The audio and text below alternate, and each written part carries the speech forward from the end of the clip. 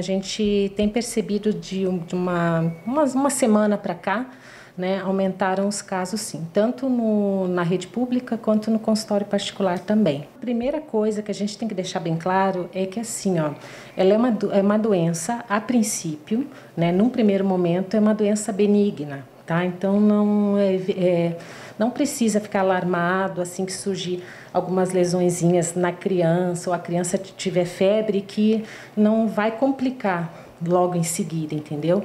Então, os casos, a maioria são casos benignos que passam em torno de 7 dias a melhora. Geralmente, a criança começa com febre, uma febre assim do nada, né? Uma febre que dura às vezes uns 2, 3 dias. E aí podem começar a surgir as lesões, né? Síndrome da mão, pé e boca, então começam a surgir algumas lesõezinhas nos pezinhos, nas mãos, ao redor da boca, né? E pode vir associado a outros sintomas também. E não só as lesões se delimitam, né, ao pezinho, à mãozinha, né? E a boca, às vezes podem surgir lesões em outros lugares do corpo também, no tronco, nas partes genitais. Depende muito da imunidade e da quantidade do vírus a que essa criança foi exposta também. Então, os sintomas variam bastante, às vezes diarreia, dor de cabeça, tá? Então, são vários sintomas. Uhum. E aí é indicado que os pais procurem um médico, uma unidade de saúde?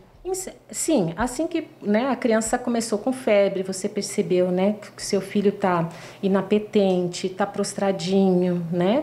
Então tem que levar a uma unidade, ao pediatra, para dar uma avaliada.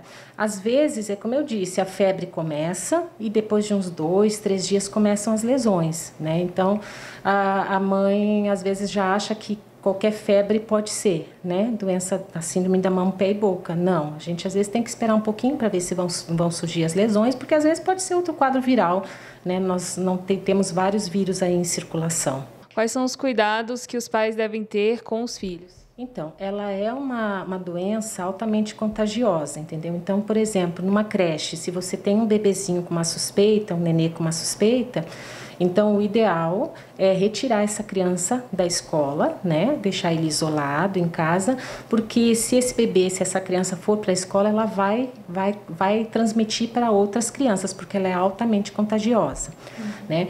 E ela é transmitida por secreção, né? Por gotículas que ficam em suspensão, espirro, tosse, aquela criança que às vezes compartilha um brinquedinho, né? Põe na boca um brinquedo e daí outra criança vai e pega aquele brinquedo.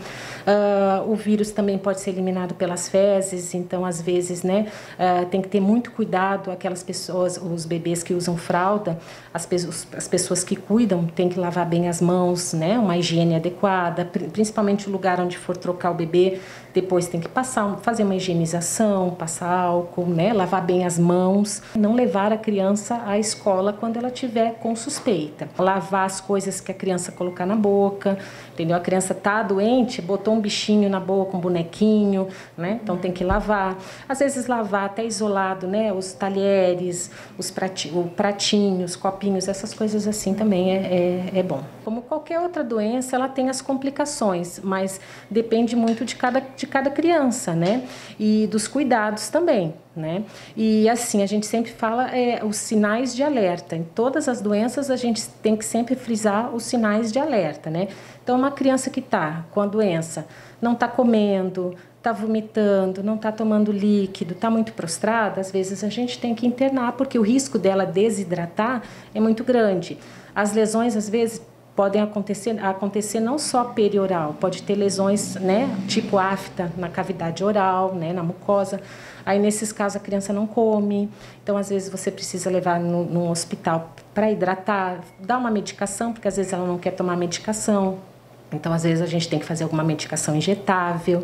Às vezes, se é uma criança que está com muita lesão no corpo, muito prostrada também, a gente tem que reavaliar para ver se não tem que iniciar com alguma outra medicação, se não tem que internar. Agora, é uma criança que é muito ativa e de uma hora para outra ficou muito abatida, ou teve alguns tremores, tipo convulsão, ou é uma criança que está, por exemplo, muito sudorética, com muito vômito, aí a gente tem que avaliar também a questão neurológica, né? Aí a gente tem que ver se não está realmente tendo uma complicação mais grave. Mas, deixando essa criança isolada, hidratando, né? Dando os remedinhos, os antitérmicos que a gente usa, passando alguma medicação, às vezes tópica ali nas feridinhas, né? Fazendo os cuidados de higiene, a evolução é 7, 10 dias a criança está bem.